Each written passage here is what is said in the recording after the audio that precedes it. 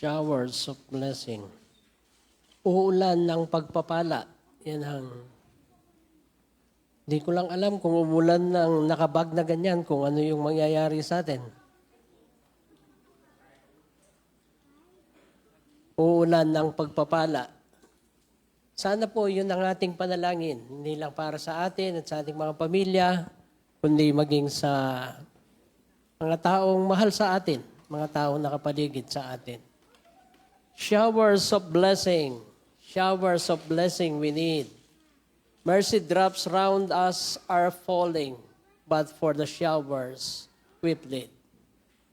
Umaambon na ng awa. Yan ang sabi ng awit. Pero ang hiling namin ay uulan ng pagpapala. Ulan ng pagpapala. Hindi lang yung ambon-ambon lang. Hindi yun ang gustong ibigay ng Diyos sa atin. At naranasan natin ito sa loob ng 20 taon. Kung kasama kayo sa mga founding members ng church, hindi ko lang alam bakit 19 yung mga founding members. Hindi ba dapat 20 sila? Ani round off. Okay. Ang panalangin natin, Lord, sana patuloy mong paulanin ng pagpapala. The question then is, do we have the right to ask for this? May karapatan ba tayo? Tayo na mga mananampalataya, tayo na mga member ng church, tayo na mga kasamang nananambahan sa iglesyang ito. Meron ba tayong karapatan na hingin natin na, Lord, paulanin mo po ng pagpapala? Kaya bang ibigay ng Panginoon? Opo naman, dahil ang ating Panginoon ang naghahari. Amen. Kaya nga nang makita ni Pablo at maranasan, hindi lang personal kung hindi nasaksihan niya ang ginagawa ng Diyos sa buhay ng mga mananampalataya sa Efeso, hindi niya mapigilan ang kanyang sarili na manalangin. Ipanalangin ang mga Kristiyano doon. Ang kanyang binanggit ay kabangha-mangha ang inyong pananalig kay Jesus. Sa inyo, sabi niya, si Jesus ay hindi lamang pangkaraniwang tagapanguna ng pananampalataya. Hindi lamang siya marunong na tagapagturo. Hindi lamang magaling na doktor na magpapagaling sa kanilang karamdaman. Hindi lamang siya titular symbol. Hindi lamang siya simbolo ng pagkakaisa o nagpasimula ng kanilang pananampalataya, kundi kinikilala nila siyang hari. Oh, let me correct that. Kinikilala nila siyang pinakamakapangyarihang hari. Sa kabila ng nandoon sa panahon na yon, ang emperador ng Roma, ang pinakamakapangyarihang tao na sumakop sa known world, sa civilized world nung panahon na yon. Pero para sa mga Kristiyano, si Kristo na kanilang hari ang siyang pinakamakapangyarihan. Nakita nating itinuturo ni Pablo noong nakalipas na linggo na higit na mataas ang paghahari ni Jesucristo kaysa sa lahat ng pamamahala. At ito ay applicable maging sa ating panahon. Bagamat marahil kung ihahambing ito sa tagapamahala ng Pilipinas, marami ang nagsasabi parang weakling ang presidente natin. Parang walang nangyayari, parang wala siyang pakialam, walang response sa mga nagaganap sa ating kapaligiran. O wag na natin siyang tingnan na natin ang pinakama-impluwensya at pinakamakapangyarihang tao sa buong daigdig. Pero sinasabi ng banal na kasulatan, maging sino man ay hindi pwedeng ihambing, hindi pwedeng itambal sa makapangyarihang paghahari ng ating Panginoong Hesukristo. Kagaya ng ating nakita noong nakalipas na linggo sa talatang 21, sana naaalala nyo pa po na yung ating teksto ngayong umagay, pinagsaluhan na natin yung unang bahagi noong nakalipas na linggo.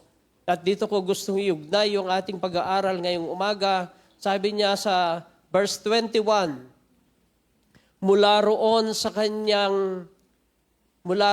sabi niya na tumutukoy sa kanyang luklukan sa langit. Mula roon ay namumuno si Kristo sa lahat ng paghahari, kapamahalaan, kapangyarihan at pamunuan sa kalangitan. Higit na dakila ang kanyang pangalan kaysa lahat, hindi lamang sa panahong ito, kung hindi maging sa darating. Malinaw dito, hindi lamang seremonya si Jesus. Siya ay totoong hari, ang haring pinakamakapangyarihan. Kung ang ating Panginoon na sinasamba, kung ang ating Panginoon na kinikilalang tagapanguna natin, ang sinasabi nating pinakamakapangyarihan, ngayong umaga ang tanong na ating pag-aaralan ay ano ang katunayan ng katotohanan ito, anong kaugnayan ng katotohanan ito sa church? Kung ang sinasabi nating sinasamba natin ang siyang pinakamakapangyarihan, kung si Jesus ang naghahari, anong katotohanan, anong kaugnayan ng katotohanan ito sa church na kung saan tayo kabahagi? Sabi ng verse 22, tingnan po ninyo, ipinailalim ng Diyos sa paa ni Kristo ang lahat ng bagay at ginawa siyang ulo ng lahat ng bagay para kanino? Para sa church. Sabi niya, makikita natin yung malaking kaugnayan nito kung ang ating Panginoon, ang siyang pinakamakapangyarihang hari, ang lahat ng kanyang ginawa, ang sinasabi ng verse 22, ito'y ginawa niya para sa iglesia. Ito'y para sa church. Ang ibig sabihin nito, ang lahat ng nilikha ay para sa kanyang paghahari. Kaya nga dapat natin itanong sa ating mga sarili, sinong magpapakilala sa paghahari niya sa buong mundo? Kung si Kristo ang ulo at ang church ang kanyang katawan, sino ang magpapakilala sa paghahari niya sa buong mundo? Hindi ba ang church? Bagamat gusto kong maunawaan ninyo mga kapatid, ang church na tinutukoy po dyan ay ang Universal Church, pangunahin. Ang talagang tinutukoy niya ay ang pangkalahatang iglesia. Ang Universal Church ay nag-iisa lamang po yan sa buong mundo. Yan ay binubuo ng lahat ng mga tunay na mga mananampalataya. Naunawaan niyo po ang aking sinasabi, si Kristo ang ulo ng Universal Church. Anumang kulay, anumang lengguwahe, anumang lahi, lahat yan, mga totoong mananampalataya ay sinasabing kaanib ng pangkalahatang iglesia, ng Universal Church. Nag-iisa lang po yan. At yan ang dadalhin sa langit. Wala po yung relihiyon na, hindi ko lang alam kung merong mga kampo doon na ito para sa mga Baptist, ito para sa mga, ewan ko lang. Dahil kung yung mga Baptist magkakatabi doon, baka magkaroon ng division. Hindi ko sure. Wala pong ganun sa langit. Mga totoong Kristiyano yung mga nando doon. Ang tinutukoy na pinapaging uloy si Kristo ay ang Universal Church. Pero gusto kong makita ninyo ang kaugnay nito, ang bawat local church na tapat sa salita ng Diyos ay kinatawan ng Universal Church. The Universal Church is the body of believers na hindi mo po nakikita. Wala po yan, ano po siya, spiritual church po yan. Alam mo, posibleng ito kasama, itong mga ito malamang nandoon din, pero hindi ka sure. Universal po ito si Kristo ang nangunguna dito. Hindi mo siya nakikita. Paano mo malalaman na merong Universal Church? The manifestation of which is the local church.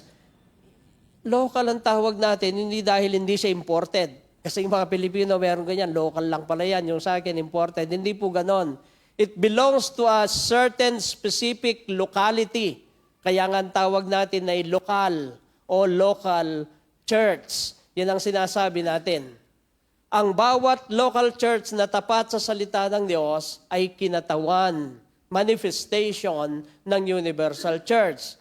Kung kaya't ating ipinapahayag na ang Universal Church na nagpasimula nung si Kristo'y namatay, nung siya ay muling nabuhay at umupo sa langit.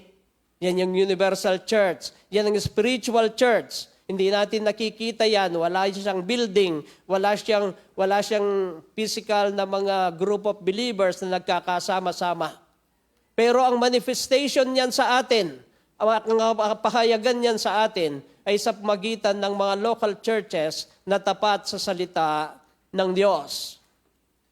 Kung kaya nga aking gustong angkinin natin na sa loob ng 20 taon ay kinakatawan ng Solid Foundation Baptist Church sa lugar na ito, sa lokalidad na ito ng Mabalacat, ay narito ay pinapahayag natin. Merong universal church dahil merong local church na nagmamanifest sa magitan ng pangunguna ng Diyos. Amen. Hindi natin malalaman yung universal church, hindi pa ngayon. Later on, makikita natin siya. Pero para malaman natin yon, nagmamanifest ito sa magitan ng isang local church. And for 20 years, itinatag niya ang iglesia lokal dito sa lugar ng San Francisco. Ano na kasi yung pangalan ng street natin? Macopa Street. Kaya nga local siya kasi makikita mo siya specific. Macopa Street, San Francisco o De La Cruz Lim Subdivision, San Francisco, Mabalacat City. At ito ang ating ipinagdiriwang sa buwan na ito. Ito yung ating ipinagpapasalamat na naging kapahayagan tayo. Bilang iglesia lokal, naging manifestation tayo ng paghahari ni Kristo. Anong ibig sabihin noon? Sinasabi natin sa mga tao, sa publiko, na tayo'y pinagkatiwalaan ni Jesus ng kanyang paghahari. Dahil ang iglesia lokal ay kumakatawan sa universal church na siyang kinatawan ng ating Panginoon ng kanyang paghahari. Kung tinatanggap natin ang katawagang ito sa church natin, sang-ayon ba kayo na tayo ay kumakatawan sa paghahari ni Kristo? Na ito yung ating pinapahayag sa iba na anuman ang kanilang paniniwala, bagamat nire-respeto natin, pero hindi tayo sumasang-ayon. Pero tayo, nandoon ang pag-aangkin, nandoon ang ating pasasalamat, nandoon ang ating malaking, yung malalim na pagyakap sa katotohanan ito na ang Solid Foundation Baptist Church ay kumakatawan sa paghahari ng ating Panginoong Hesukristo. Kaya't dapat nating tanggapin ang katotohanan ito ukol sa church. Mananampalatayang kabilang sa Solid Foundation Baptist Church, dapat po ninyong makita na walang katulad ang ating misyon. Kaya tayo itinatag ng Diyos dito sa local area, specific area na ito, ay dahil meron siyang ipapagawa. Meron tayong misyon. Hindi po tayo, ano naman iniisip nyo, dinala tayo dito ng Diyos para mag-fellowship. Kasama po yon, pero hindi yon ang ating pangunahing misyon. Ang ating misyon ay walang katulad. Kakaiba siya. Kung titingnan natin at tutuusin, marami ang dapat na maging kinatawan ng Kristong Hari. Ang dami niyang pwedeng gamitin. Pwedeng ipagkatiwala ito sa pamahalaan. Sa gobyerno kaya, makapangyarihan ito at may kakayahan, may pondo, at may mga kasundaluhan, may mga different arms. Pwedeng meron siyang education, meron siyang social work, merong justice, merong tagalikha ng mga batas. Pwedeng ipagkatiwala ito sa gobyerno. Pero hindi niya ginawa yon. Pwede rin niyang ipagkatiwala ito sa mga malalaki at mayayamang grupo. Pero hindi po yon ang pinili ng Diyos. Kamangha-mangha, sabi ni Pablo, hindi ba kayo namamangha? Hindi ba kayo na parang nakakalula ang katotohanan ito na sinasabi ng apostol? Kung bakit napakarami ang pwedeng mapagkatiwalaan sa pananaw ng mundo, pero sa pananaw ng Diyos, Tayo ang kanyang pinili. And last time I checked, hindi pa nagkamali ang Diyos. O ewan ko lang, parang gusto kong magduda. Bakit tayo ang kanyang pinili? Bakit tayo, natingnan ninyo ang komunidad, mas marami ang marurunong, mas marami ang makapangyarihan at maimpluwensya. Pero bakit tayo? Tayo ang pinili niya na maging kinatawan ng kanyang pagiging hari. Tanging ang church lang ang kumakatawan sa kanyang kaharian. Sa church niya ipinagkatiwala ang kanyang misyon. Ang nakakalungkot minsan, marami ang gustong mag-iba ng misyon. Gusto nilang tumulad sa ibang institusyon. Nakita nila kasi ang grupo na ito, napakaganda ng kanilang mission and vision. Di ba meron ganun na ginagawa? Napakaganda, tingnan mo, napakaganda. Ang gusto nila ay tumulad sa ibang institution. Ginagaya nila yung kanilang mission sa pag-aakalang mas maganda at naaakma sa ating kapanahunan. At iniiwan nila ang mission na ipinagkatiwala sa church. May mga churches na ang focus ay resolbahan ng mga social injustices. Sa Amerika, napakainit na usapin ito. Maraming mga malalaki at mga sikat na mga tagapanguna ng relihiyon ang lumilinya dito at sinasabi nila kailangang makialam ang mga churches para maresolbahan ng mga social injustices. And I do not have anything against social justice. In fact, that is a noble calling para sa akin. Walang masama kung tutulungan ng mga naaapi. Hindi gawang pangkaraniwan ang abuti ng mga naghihikahos. Napakaganda po ng adhikain yan. Pero hindi yan ang mission ng church. Yan ang maliwanag na sinasabi dito ni Pablo. Hindi yan ang ipinagkatiwala sa atin bilang iglesia lokal. Kung ikaw bilang individual ay binigyan ng pagkakataong makatulong sa naaapi, I am advising you now as your pastor, gawin mo yan. Napakaganda niyan. Ngunit ang church ay binigyan ng mas malalim na usapin ng hustisya. Hindi po yan ang hustisyang kailangan nating harapin bilang iglesia. Mas malalim pa dyan. At iyan ay ang hustisya ng Diyos. Ang hustisya ng Diyos, sinasabi niya, hindi niya palalampasin ang kasalanan ng sino mang lumabag sa kanyang kalooban. At ang church na nakakaalam ng ginawang kaparaanan ng Diyos, nang isugo niya ang kanyang bugtong na anak upang tanggapin ang parusa na naging kahalili ng makasalanan, na dapat sanang sa makasalanang tao ipataw ito. Pero ginawa niya at inako upang matakasan ang puot ng Diyos. Sinong nakakaalam noon? Ang church. Tayo dapat ang may mission noon na sabihin, ipangaral at ibahagi sa kanila na para matakasan ang puot ng Diyos sa kanyang hustisya, ay dapat nilang kilalanin at tanggapin si Kristo bilang kanilang Panginoon at tagapagligtas ng kanilang buhay. Ang church lang ang makakapangaral ng ganyang totoong mensahe ng Ebanghelyo mula sa banal na kasulatan. Kaya lang nga, may mga iglesia na abala sa usaping social justice. Ang nakakahiya pa, yung mga pastor kasama sa mga iskandalo ng iba't ibang usapin kasi pinasok ang politika, kasi pinasok ang mga gawaing pang komunidad. Hindi ko sinasabing masama na makibahagi tayo. In fact, I am always encouraging everybody na makialam tayo sa ating kapaligiran. Karapatan at tungkulin natin yon bilang mamamayan. Pero hindi para kaladkarin ng iglesia sa mga ganoong usapin. Hindi po yun ang pangunahin nating mission. Hindi yan ang pinapagawa ng Diyos.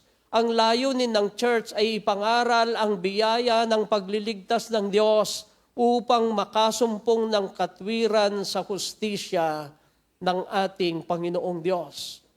Kaya't huwag tayong tumulad sa mission ng ibang institusyon. Maganda man ang kanilang mission, hindi yan ang mission ng church. Yung iba naman ang ginagawa ay gustong gamitin ang puwersa ng pamahalaan para sa mission ng church. Palagay ko po, hindi rin natin dapat gawin yan. Yung iba ngayon nanggagalaiti, nandoon makikita nyo sa Facebook kung ano-anong mga ginagawa nila na kailangang turuang magbasa ng Biblia ang mga bata simula grade 1 hanggang I have nothing against reading the Bible, but if you will do it dictating everybody to just read the Bible for compliance sake, that is nothing. Hindi batas ang kailangan natin para pilitin ang lahat ng tao na magbasa ng Biblia. Ang pagbabago dapat magpasimula sa loob. Hindi batas na sasaklaw sa kanilang karapatan at pupwersahin sila na kung hindi ka magbabasa daw, hindi ka papasa. Hindi ko alam kung anong sense nun. Nakakita na kayo sa Facebook yung sang-ayon ba kayo na dapat sang-ayon ako na dapat magbasa ang lahat, pero wag pong gamitin yon na parang pwersahang paraan dahil hindi magbabago. Tingnan ninyo ang mga nagtapos ng Ateneo. Palagay ninyo walang mga religious subjects doon. Yung mga abogadong graduate ng Ateneo, Lasal.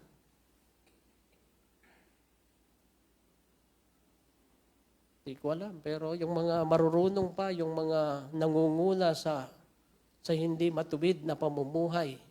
Dahil ang ginagawa nilang pagbabago ay hanggang balat lang, skin deep siya. Hindi po yun ang hinahanap natin. Ano man ang papel ng pamahalaan, ang gusto natin ay huwag nitong saklawin ng mission ng church. Magkaiba ang layunin ng pamahalaan, magkaiba ang layunin ng iglesia. Hindi siya dapat magsama. That's why we are pro-separation of church and state. Dahil magkaiba ang layunin ng Diyos na ibinigay. Oo, narinig nyo na ito sa akin last Sunday, parehas na institusyon ito sa providensya ng Diyos, kanyang itinatag. Pero magkaiba po ang kanilang layunin. Hindi natin kailangan ng batas na sapilitang ipapagawa sa mga mamamayan na magbasa ng Biblia, magsimba tuwing linggo at iba pa. Naranasan na natin ito. Naranasan na sa kasaysayan ng pananampalataya yung hindi magsisimba, walang rasyon. Lahat ng tao nagsisimba, pero walang nangyari. Lahat ng mga tao dapat ay sumunod sa mga sakramento nung sa ganon ay kilalanin sila ng lipunan. Nakita natin hindi po ito nagbago sa lipunan. Ang pagbabago ay dapat magpasimula sa loob. Ayaw nating gamitin ang batas para isulong ang mission ng church. Ang ginagamit natin ay ang mensahe ng salita ng Diyos. Walang ibang paraan. Hindi kapangyarihan, hindi impluwensya o kayamanan ang makapagbabago sa puso ng taong makasalanan. Tanging ang ebanghelyo ng pagliligtas. Kaya't hindi natin kailangan ng lakas at puwersa ng politika. At ito ang dahilan kung bakit narito ang church, sapagkat walang iba na ipangangaral ang paghahari ni Kristo maliban sa church. Kaya nga tinatanong ko ang aking sarili, ang Solid Foundation Baptist Church ba ay ipinangangaral pa ang paghahari ni Kristo? Narito po tayo sa biyaya ng Diyos ay patuloy pang nakakatayo sa loob ng 20 taon. Narito pa tayo sa lugar na ito. Una ay doon tayo sa mga kapatid na hindi nyo po inabutan. Una ay nandoon kami sa church with no walls. Wala po siyang pader. Kita ko kung gaano kahirap sa ating mga kapatid yung pagkatapos ng pagsamba, lahat ng mga instrumentong ginamit, ibabalik. Maagang-maaga silang darating para ilabas, ayusin yung mga instrumento doon, ayusin yung mga monoblock chairs. Pagkatapos ng pagsamba, bago uuwi, tatabi na. Dahil minsan ay pinasok po sila ng walang respeto sa Diyos. Kinuha yung ilang kagamitan. Wala na silang sinasanto kahit na anong sa Diyos yan.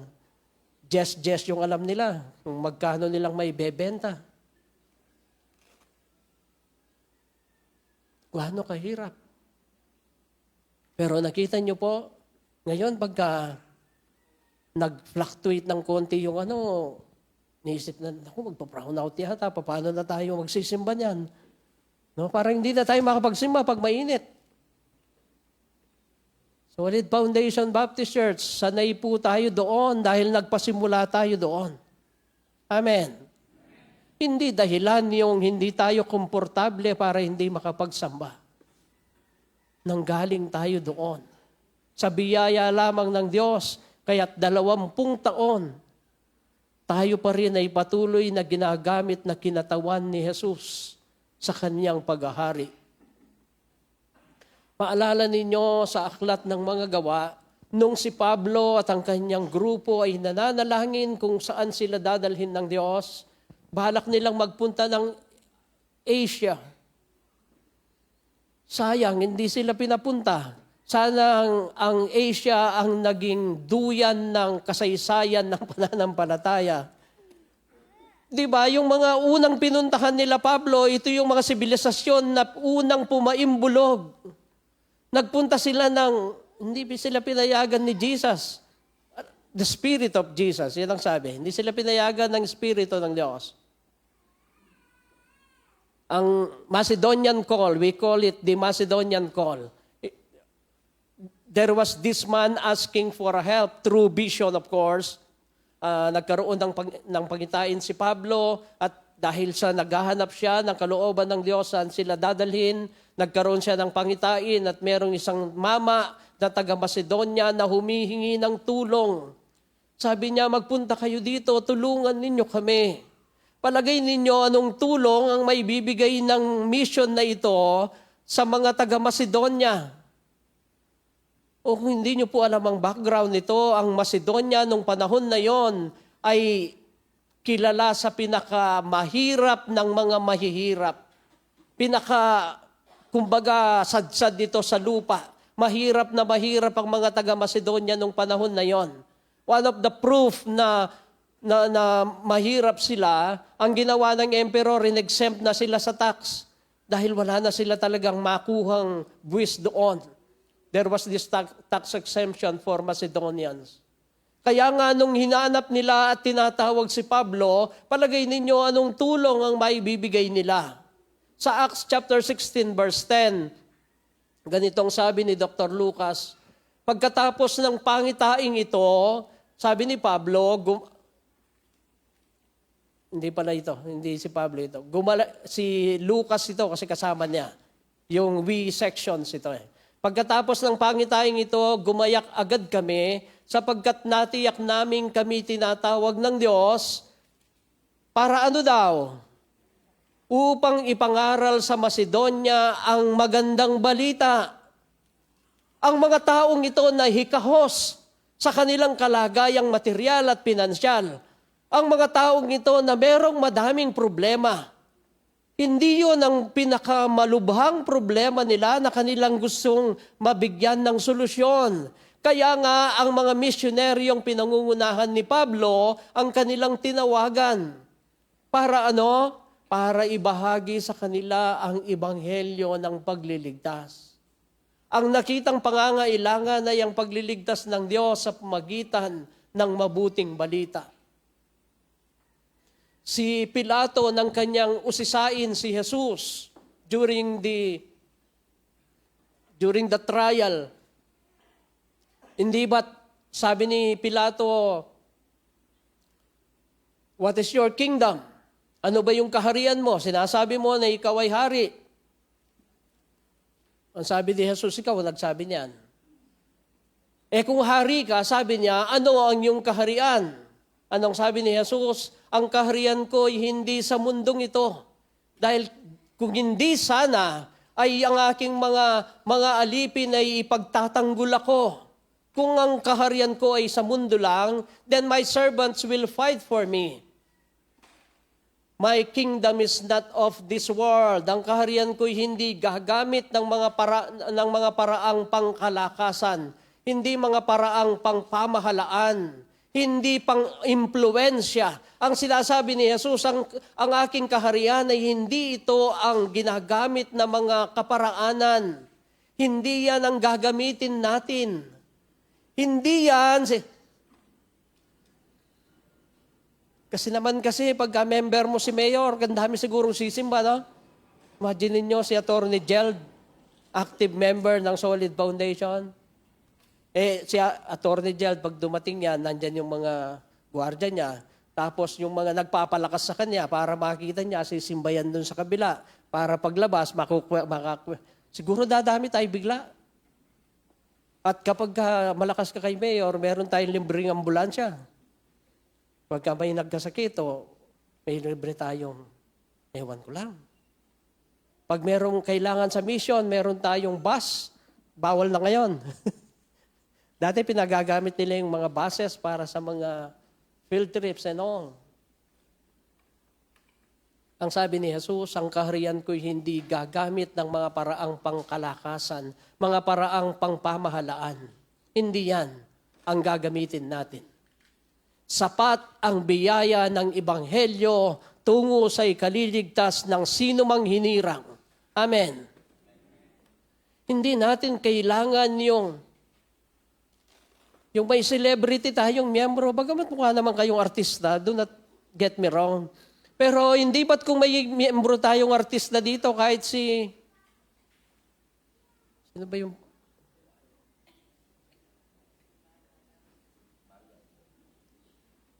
yung paborito niyong artista? Ako, Angel yung paborito ko, si Angel Locsin.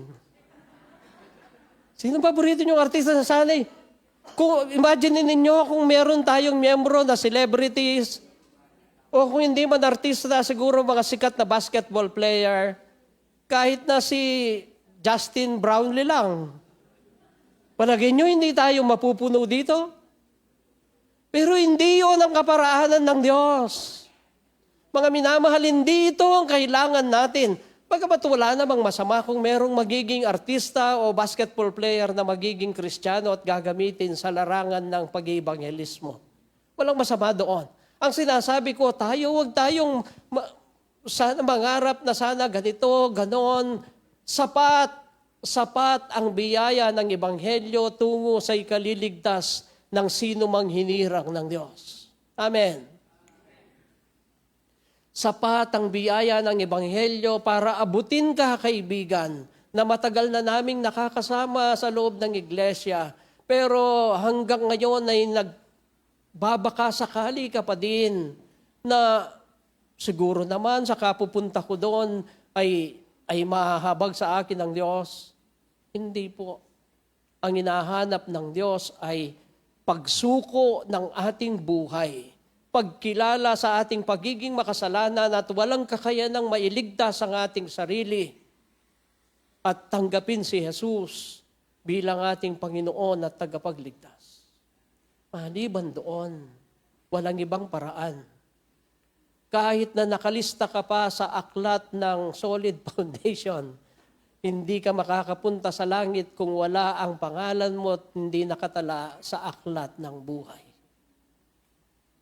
Kaya't ang hamon ko sa iyo, hahayaan mo bang palalampasin ng narinig mong pag-anyaya ng Diyos sa Kanyang pagtawag sa iyo at pag-abot? Bakit hindi mo isaalang-alang ang kabutihan ng Diyos na walang sawang umaabot sa iyo? Pero sinasabi ko, merong hangganan ito. Hindi habang panahon. Hindi ito habang panahon. Kung ikaw ay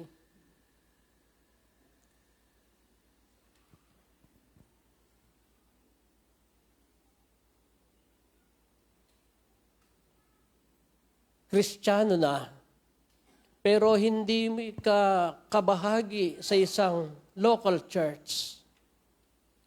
Hindi ko alam kung anong pagkakaunawa mo sa paghahari ni Kristo sa iglesia lokal. Hindi pwedeng paghiwalay niyon. Kung si Kristo ang iyong hari at sinasabi mong siya yung makapangyarihan na hari, mananampalataya, at hindi ka kabilang sa kanyang itinatag na iglesia lokal, hindi ba't yan ay hayagang pagtanggi at pagsalungat sa kalooban ng Panginoon? Hindi ba't pinaiiral mo pa din kung anong gusto mo at kung anong paraan mo? Hindi itatatag ng Diyos ang kanyang iglesia kung hindi ito para ipunin ng kanyang mga anak na mga mananampalataya. Kung sinasabi mong hindi mo kailangan ng church, ang kailangan mo ay si Kristo, hindi ko alam kung nauunawaan mo ang sinasabi ng banal na kasulatan. I am begging you, please do consider. Isaalang-alang natin kung tayo'y totoong mananampalataya, kung hindi man ang church na ito, kailangan nyo pong maghanap ng local church para maging kabahagi kayo ng inyong paglago ng iglesia. Maging kabahagi kayo ng papatupad ng paggawa ng layunin ng Diyos sa pamagitan ng church. Because you are not a church if you are an individual. The church is composed of individual sinners who found grace in Christ. Hindi ka pwedeng maging church kung nag-iisa ka. At hindi habang panahon pwede kang, pagkamat wala namang problema sa amin kung patuloy kang magiging kasama.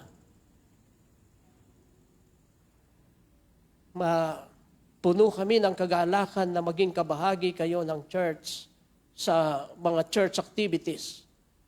But without commitment to our Lord, without commitment to His local church, then I don't think you are fulfilling the purpose. Kung ang hamon sa atin na mga member na ng church, ang hamon na gusto kong iwan sa atin na mga member ng church, pero madalas wala kayo sa mga gawain. Gusto kong ipaalala sa inyo na ang pagiging kabahagi ng iglesia ay pakikipagtipan. This is a covenant. This is a covenant between you and the Lord and with our brethren. Ito'y tipan natin. Ang pinagtipanan natin ay magdadaos tayo ng pagdiriwang at pagsamba tuwing linggo ng umaga. Magkakaroon tayo ng sama-samang pulong panalangin tuwing Miyerkules ng gabi. At sa ating mga commitment, sa ating mga organizational fellowship at mga special occasions ng church, ang tanong ko sa inyo ay binibigyan pa ba natin ito ng pinakamataas na pagpapahalaga sa ating buhay mananampalataya? Kung ang ating Panginoong Jesucristo ang pinakamakapangyarihan, pero ang tingin mo sa pagiging miyembro ng church ay pwede mong gawin kung anong gusto mong gawin, palagay ko'y namimiss mo ang blessing. Nakakalimutan natin, nalalampasan tayo ng, hindi nyo po napapansin? Umuulan na po ng pagpapala, kaya lang, konti lang yung nakakasahod kasi absent kayo. Ito ang sinasabi dito. Kung si Jesus ang hari at tayo ang kinatawan, ano ang ginagawa natin? Papaano mo bibigyang pagpapaliwanag sa ating hari ang madalas mong pagliban? Tama ba yung Tagalog ko ng absent?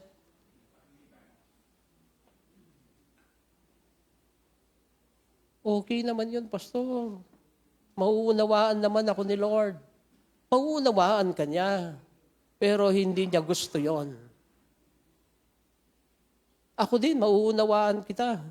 Lalo na pagbalik mo, may dala kang pasalubong sa akin, yung galing ka ng north, meron kang daing, yan.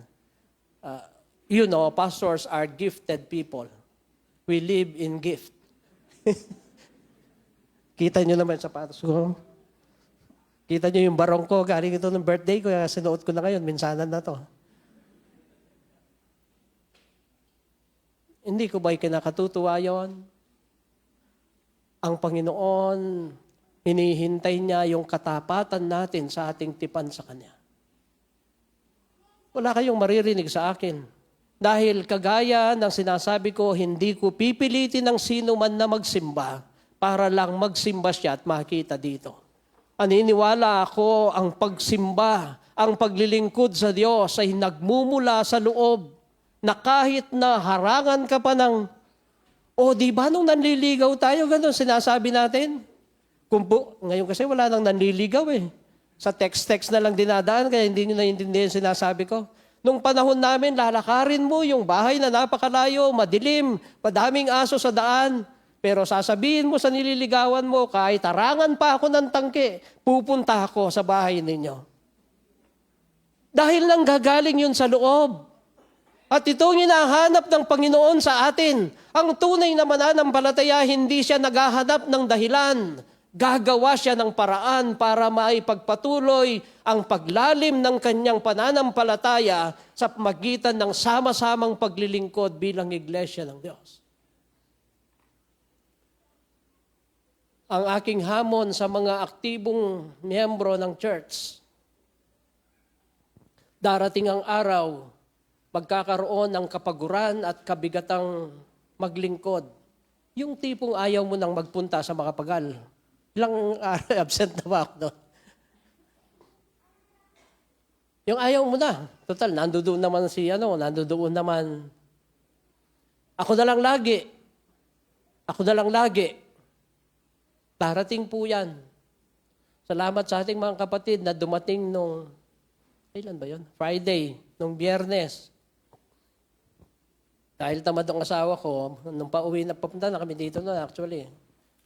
Tumawag siya, sabi niya, may gagawin pa ba ako dyan? Tinitingnan ko siya, bakit naman ganun ang tanong mo? Bakit parang ayaw mo nang dumating? Siguro nahiya yung mga kapatid, ang sabi nila, okay na, kahit di na kayo pumunta, alam namin, pagod kayo. We came from overnight R&R ng mga cluster for pastors and wives. Sabi nila, para makapahinga na kayo. Salamat po sa inyong paglilingkod. Hindi dahil naglilingkod ang iba. Amen. Naglilingkod tayo dahil alam natin mahal tayo ng Diyos. Alam natin mahal natin siya, pero yun man mag-iiba. Magpa-fluctuate yun. Ang hindi mag-iiba ay ang kaalamang ang Diyos, mahal niya tayo at palagi niya tayong aabutin. Darating ang kapaguran at kabigatan ng paglilingkod. Opo, darating ang mga hamong ito. Darating yung mga problema. But we have the mind of Christ. That is our main theme for the month. Sa anumang nararanasan natin, kung alam natin, sabi ni Pablo, subalit ang pag-iisip ni Kristo'y sumasa atin.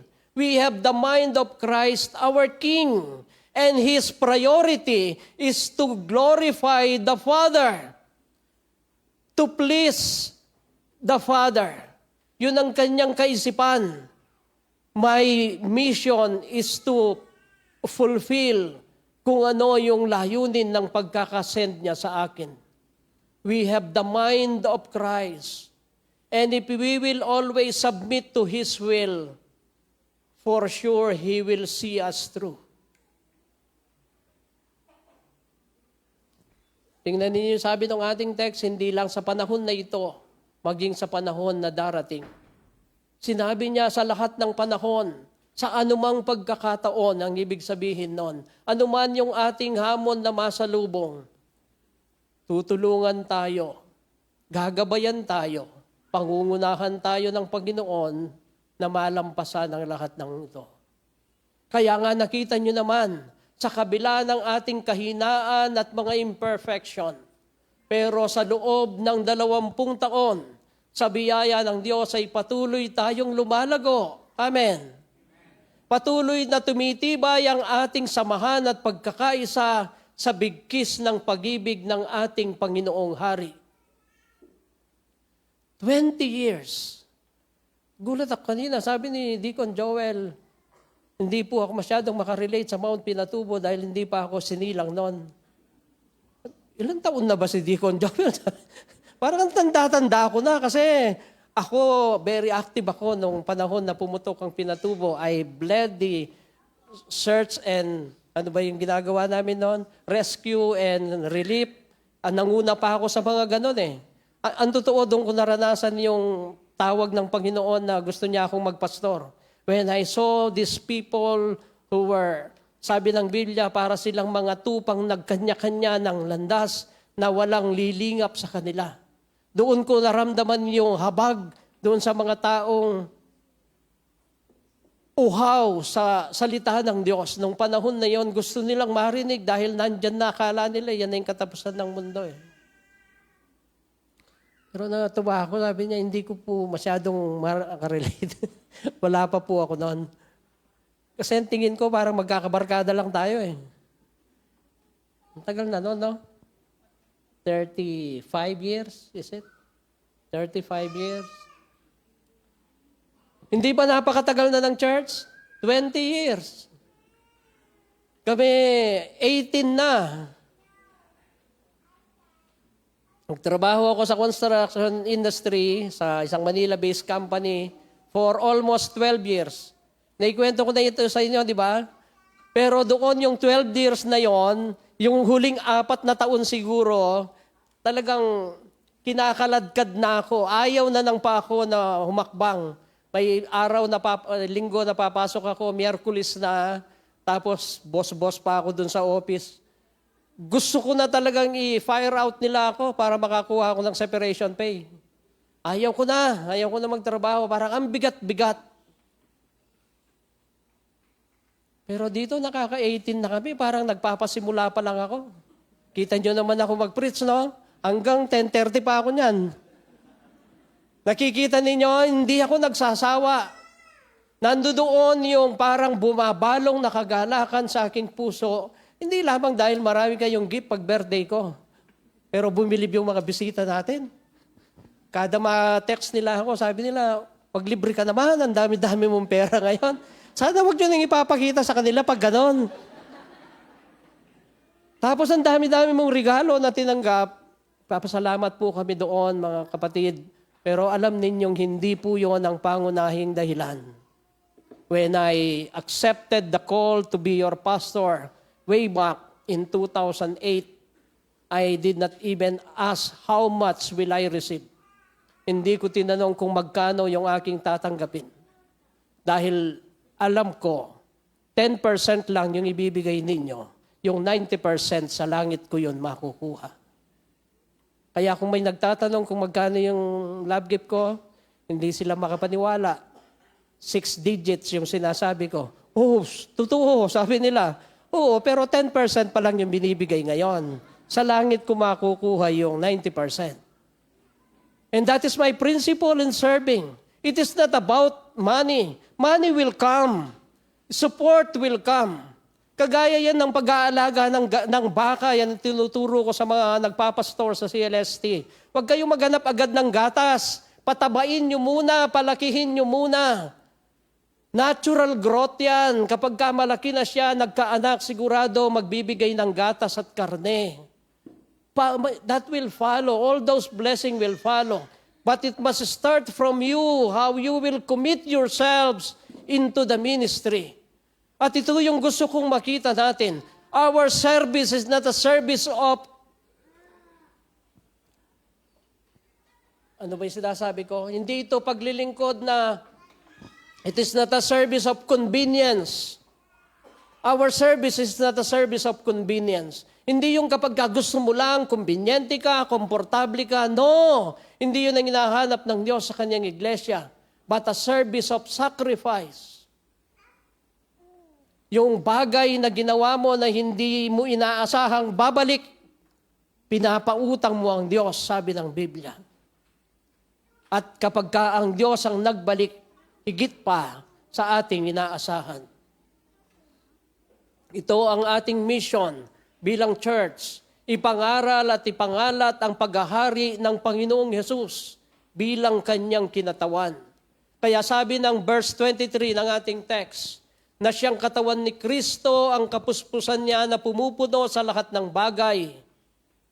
Si Kristo ang pumupuno Sa alin daw?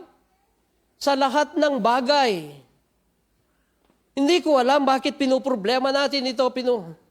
Pero sabi ng ating mga financial managers, mag-ingat po kayo, Pastor. No? Sabi niya, baka hindi po abutin ng December yung next Sunday. Ang promise nila sa akin, dahil Father's Day, magkakaroon na tayo ng LED wall dito.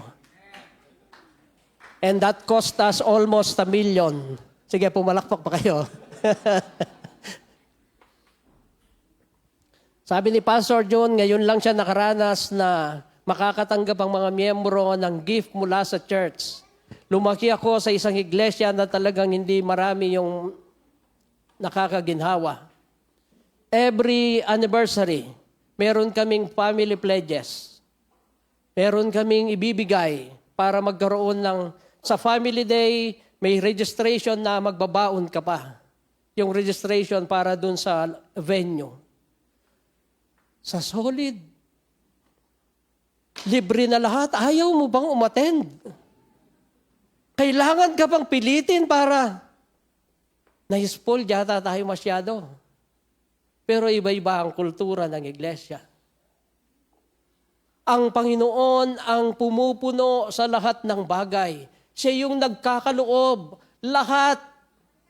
Siya ang nagkakaloob ng lahat ng bagay. Anumang kakulangan, anumang kahinaan, anumang karupukan, sino daw ang pupuno? Si Jesus, ang ating Panginoong Hari. Kaya't kung hindi ka kasama sa local church, or hindi ka aktibo sa local church, or aktibo ka at parang gusto mo nang bumigay, alalahanin mo, ang Panginoong Yesus ang pumupuno ng lahat ng bagay. Sa kanyang iglesia dahil ito ang kanyang kinatawan sa kanyang paghahari. Jonathan Edwards faithfully served his church for 23 years in Northampton. Narinig niyo na po si Jonathan Edwards. One of his famous preaching na gustong-gusto ko is the sinners in the hand of an angry God. Hindi siya dynamic mag-preach. Halos nagbabasa lang siya. Pero yung mensahe ng laman ng kanyang sinasabi, ang pumupukaw sa maraming tagapakinig niya nung kanyang panahon. Napakatapat niya sa paglilingkod. On his 23rd year, meron siyang bagong sinabi sa church. Ang sabi niya, ang gusto lamang niyang magdiwang ng Lord's Supper ay yung mga totoong mananampalataya. Hindi ko alam kung paano niya gagawin yon, paano niya malalaman yung mga totoong mananampalataya. Pero ang gusto niya, during the celebration of the Lord's Supper, ay palabasin yung mga hindi totoong Kristiyano. Alam ninyo, hindi sila nagkasundo ng mga leaders. Hindi ito nagustuhan ng mga miyembro niya. So after faithfully serving the Lord for 23 years, he was excommunicated by his own church. Dinispelo siya. Ano ba yung tawag doon? Itiniwalag ng kanyang sariling iglesia. Dahil hindi ito nagustuhan ng mga leaders at ng mga miyembro. So ako, meron pa akong 3 years kung magkakaparehas kami ng tadhana ni Jonathan Edwards. Kasi 20 years pa lang naman tayo ngayon eh. What I'm saying is this, my point, it is not about the leader. Hindi ito patungkol sa inyong punong lingkod. Hindi ito patungkol sa ating mga kasamang tagapangasiwa or kanino pa man sa loob ng iglesia. Kundi ang sinasabi ko, ang bawat taon ay patunay ng pag-iingat ng biyaya ng Diyos. Narito pa tayo ngayon, 20 years after our founding date at nananatili dahil sa kanyang biyaya. Ipanalangin natin na tayo'y manatili sa misyong ipinagkatiwala ng ating hari bilang kanyang kinatawan. Lahat ng ating gagawin, lahat ng ating ginagawa, lahat ng ating ginawa ay para lamang sa kanyang kalwalhatian. Salamat po, O Diyos. Salamat po. Sa kabila ng mahina kami, marupok, maraming imperfections. Kung titingnan mo ang bawat miyembro, makakakita ka ng mga karumihan at kasalanang patuloy naming nagagawa. Pero salamat po. Sa kabila ng lahat ng ito, ikaw na banal, sakdal, perfect na Diyos namin. Ikaw na pinakamakapangyarihan naming hari. Ikaw ang patuloy na umaabot sa aming paglilingkod, sa aming pagsamba, sa aming lahat ng ginagawa na sinasabi naming para sa iyo kahit na para sa amin ang marami nito. Salamat po. Maraming salamat po, Ama. Napakabuti ninyo. Napakasagana ng inyong habag. Pero kagaya ng sabi ng awit, may mercy drops round about us, but for the showers we plead. Maambon na po ng awa sa aming paligid, pero patuloy kaming nananalangin na sana'y uulan ng pagpapala. Hindi po pagpapalang material pangunahin, kundi pagpapalang espiritual. Ang paglago ng bawat kapatid, ang paglalim ng aming pananampalataya, ang pagtatag ng aming pagyakap sa mga paniniwalang alam naming itinuturo mo sa iyong mga salita. Patuloy mo po kaming pag-isain, patuloy mong paghigpitin ng bigkis ng aming pagsasamang magkakapatid, ang pag-iibigang namamagitan sa amin bilang inyong mga anak sa loob ng iglesia. Sa kabila ng aming pagkakaiba, gawin mong iisa ang aming damdamin, ang aming layunin, ang aming patuloy na mga gagawin. Iyon ay para sa iyong kaluwalhatian lamang at para sa ikatatatag ng aming mga kapatid sa pananampalataya at sa ikaliligtas ng mga taong